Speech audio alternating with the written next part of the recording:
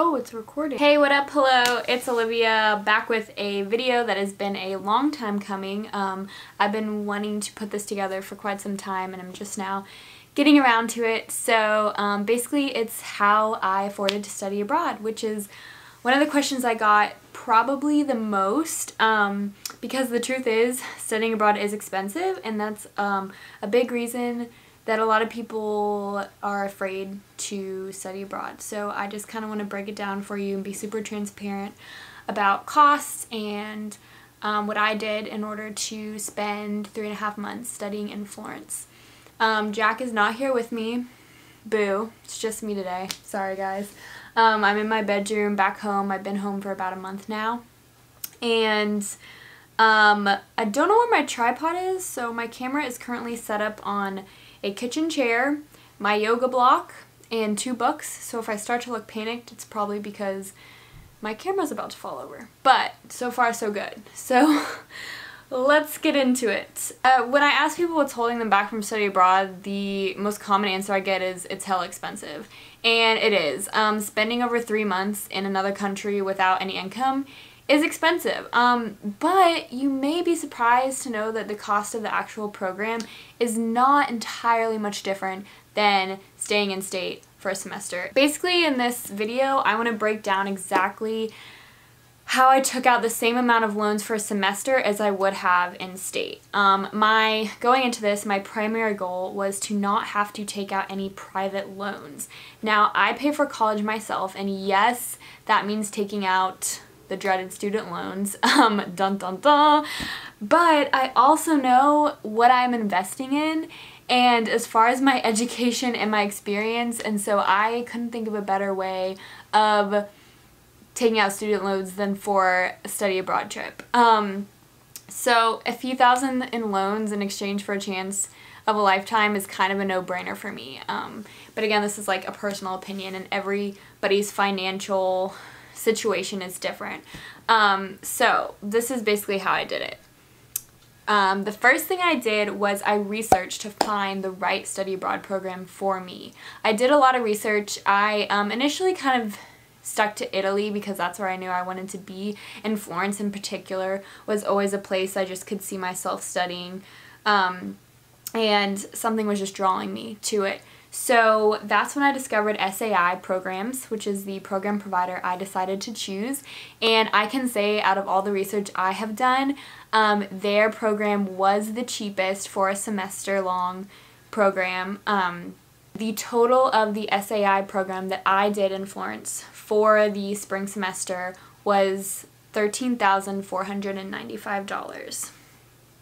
So I felt really good about that price compared to other programs, and I just said yes. That's another thing is like if you get into the mindset of asking yourself too many questions of like, well, what about this, what about this, what about this, like the first thing you have to do is decide to say yes, and when you say yes, then the rest is up to you to figure out, okay, how are you gonna like make that bold statement come to fruition, which is kind of what I did, and it helped me a lot. But the first question you have to ask yourself is, do I want to do this? The answer is yes. Then you move on to the next thing, which is finding a program.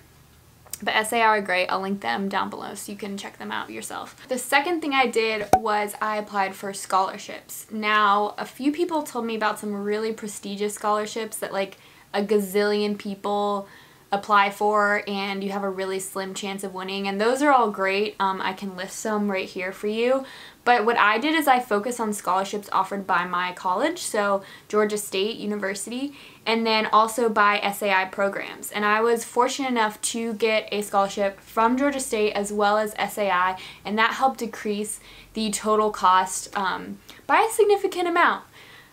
So after that, the third thing I did that allowed me to afford this trip was that I had Hope Scholarship. Now unfortunately this only applies to people living in Georgia, but I was able to keep my GPA up, so and if you are a Georgia resident with Hope, you will most likely be able to use your Hope Scholarship for your semester abroad. So after that I worked part-time and I fundraised. So I knew I was going to have to go all in when I decided to do this, and that meant I had to raise a lot of money, not only to help chip off some of the amount of the program, but also just the cost of living over there. We didn't have a meal plan, and so I needed food or money for food and also to be able to travel because I wanted to be able to go places. I wanted to be able to get gelato when I felt like it, or if I saw a cute top in a store, like not to have to think about it that much.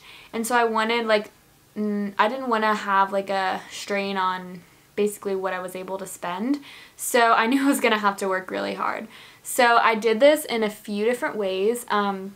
The first way is I created a fundraiser campaign and was blessed enough to be able to use the gifts and talents that God has given me, whether that be photography, to book shoots, or to make greeting cards. I also made calendars and ordered them and sold them, all with my photography on that, and that was a really significant way that I was able to raise money.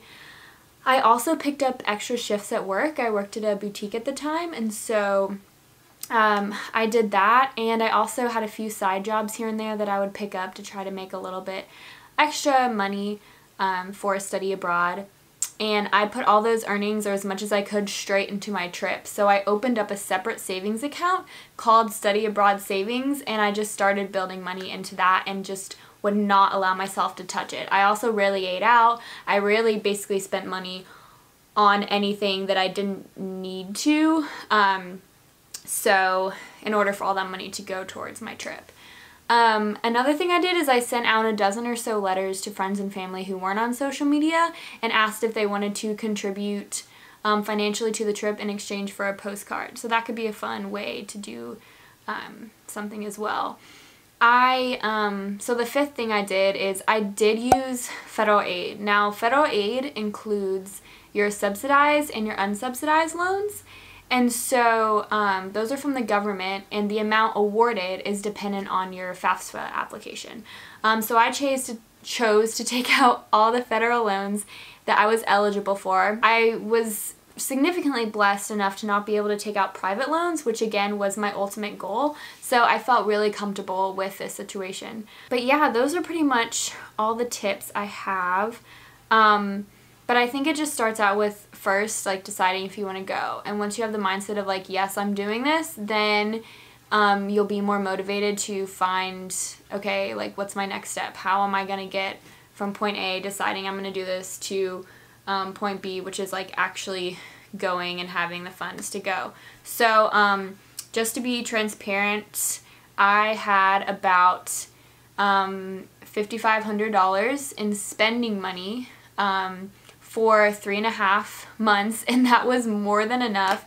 I would probably recommend having around $4,000 for a semester-long trip if you're wanting to do a lot of traveling, if you're wanting to eat out.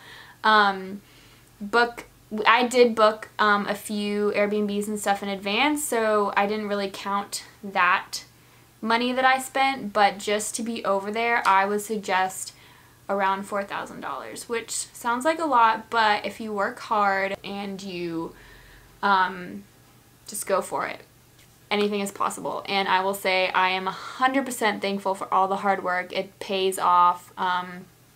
There were points where I was like, what did I sign up for? This is like so difficult, and but it's 100% worth it. And if I could say anything to you, it would be take this opportunity, run with it. You will not regret a single second. So I hope this helped in some way. If you have any questions, or if I didn't go into as much detail as you would have liked over one of these things, leave a comment and let me know what other videos you would be interested in me filming. But yes, subscribe.